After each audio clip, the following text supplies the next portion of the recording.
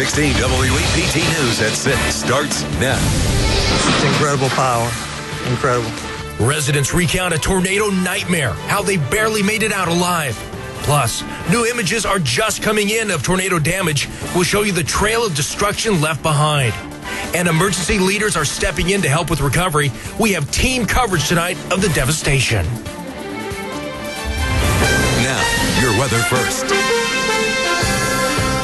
After widespread rain all day, more of a showery rain, and there could be a clap or rumble of thunder. So moving across South Jackson a short time ago is now near Pearl. There's a little thunder and lightning with that, but more showery, but more heavy rain is on the way. Look at these rainfall totals, and they are impressive. Over 3 inches in Jackson, coming up on 3 in Macomb. Hattiesburg is over 5.5, and the reservoir area 3 3/4. For tomorrow, more heavy rain for the viewing area. Could even be some small hail down towards the coast. There's a little chance of tornadoes. All right, more active weather. And I'm also looking to the rest of the week, which looks active as well. It's all coming up. Thank you, David. Well, tonight at 6, unbelievable footage after a tornado skipped across South Mississippi. Yeah, that storm flattened a part of the small town of Petal. EMS is reporting more than 100 homes are either damaged or destroyed. 16 WAPT Scott Simmons surveyed the damage in the towns, in the town that's amazed that no one was seriously hurt. This has been one of the subdivisions in Petal, Mississippi that took a devastating hit when a tornado rolled through here about 4:30. Both sides of the street have homes that have suffered big hits. From one end of the town of Petal. It's incredible power. Incredible. To the other end. It's down at the bottom Half a mile? of the hill. Probably, yeah. Your roof's a half a mile away. Right. Man. Residents are in awe. Itasca Broom didn't get a scratch. And I went and got my husband, and we just barely made it to the bathroom. But her home came down around her as the violent twister tore through her town, doing its greatest damage at the Ace Hardware in the middle of town. All that's left standing is a Coke machine in the middle. Good thing the place was closed on Sunday. To either side, it doesn't look like it was that wide. And it looks like we probably were right in the center. Alicia Sorrells covered her kids in the house behind that store. She's still not over the storm that rolled over on top of them. Keeping my kids safe. That was the only thing that mattered, keeping my baby safe. It was scary, huh? Yeah, I'm terrified. More than 100 homes either damaged or demolished.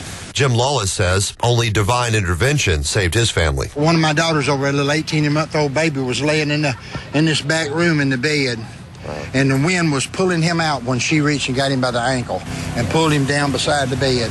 In the midst of a narrow, powerful storm, only a few minor injuries being reported, but there is a rush of volunteers like these residents who just wanted to help someone. Are you related to these people who got hit? No, sir. You just decided to be nice? Yes, sir. That's the way it would go. Residents are grateful for their help and the storm that took its toll on buildings, but not people. One of the biggest chores right now for law enforcement is keeping the sightseers at bay and making an open path for volunteers to come in and help people recover their precious items, those things that are still left standing after this storm hit so hard yesterday in Petal. In Petal, Mississippi, Scott Simmons, 16 WAPT News.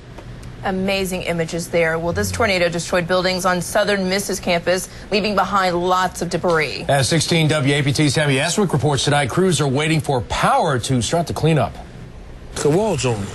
It looked just like a war zone. James Falker looked over the damage Monday. Windows blown out, power lines snapped, and storm debris everywhere. If you ever seen a war zone, you can tell. Sunday's tornado smashed into part of USM's campus. Trees and buildings upended. 6 school buildings had serious damage. This weekend's tornado also took a trip down Main Street. Take a look at this pile of rubble. It used to be a home. Even the mayor's house got slammed by the storm. As I was putting the key in the door, it was coming down the street. And so you actually saw the tornado? I saw wind and I saw panic. Just across the street, the storm ripped the roof off this church and punched out its windows. Several businesses are reeling a day after the storm. This used to be our shop. Pretty much lost everything. Pounding rain caused the ceiling to collapse right in the middle of our interview Monday. So I figured by in the morning, it probably won't be a ceiling here. Because I said we're going to get more rain today, so it probably won't be a ceiling. As I say, it ain't gonna be no ceiling mine. As we drove around Hattiesburg, more down power lines, more down trees. All these trees uprooted. Look at this one, Neiman. Oh, wow. In Hattiesburg, Tammy Eswick, 16 at WAPT News. Well, Hattiesburg's mayor is asking neighbors not to go around down power lines. If you want to volunteer with the cleanup, you can call this number, 601-544-5911. Both officials with MEMA and the Salvation Army are helping with storm recovery tonight. MEMA leaders say their primary focus is to help cities assess the damage to determine what federal assistance they can get. So far, at least 9 counties have reported damage to homes, businesses, and schools. A team of Salvation Army volunteers is providing food and water to first responders and those without power. Emotional and spiritual care is very needed at this time of trauma, but also hydration, food, when they don't have access to that, particularly with power being out. It's very important that we give these things to help people get to the next step.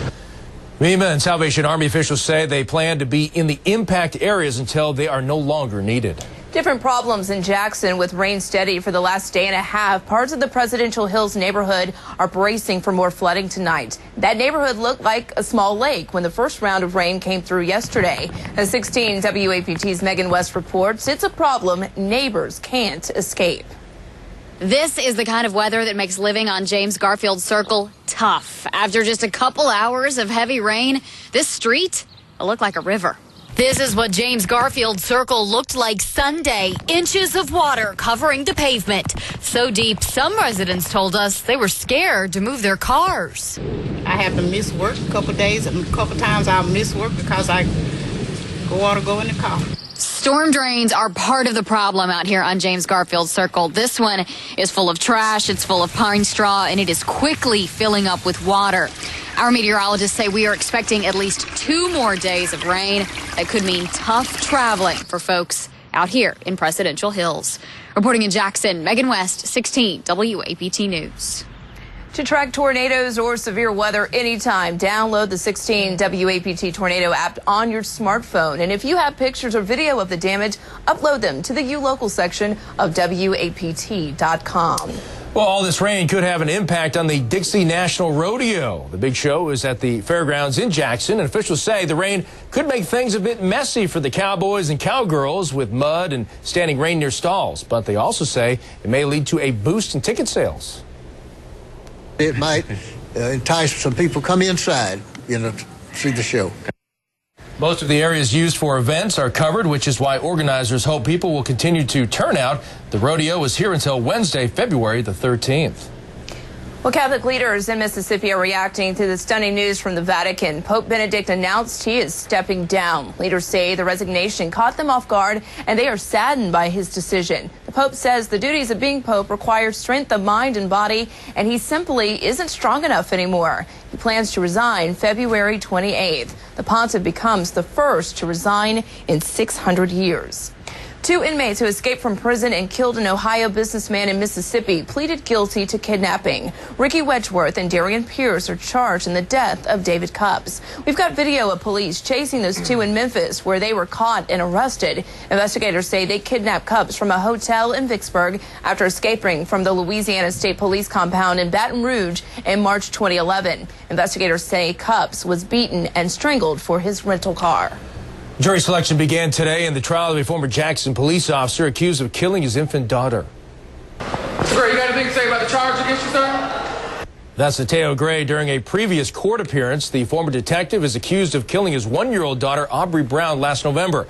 An autopsy showed that the child died from internal bleeding due to blunt force trauma to her stomach. It happens so often, and many residents, well, they are nervous. Yeah, a truck. Well, recently it slammed into the Gallatin Street train bridge. We caught it on video. You'll see it at 10. But it's not the only truck that has done that. Coming up at 10, we're going to take a closer look at the bridge after that crash and ask who's accountable for the bridge and is it safe to drive under? Preventing school tragedies. The security measures one Mississippi school district is proposing to protect students.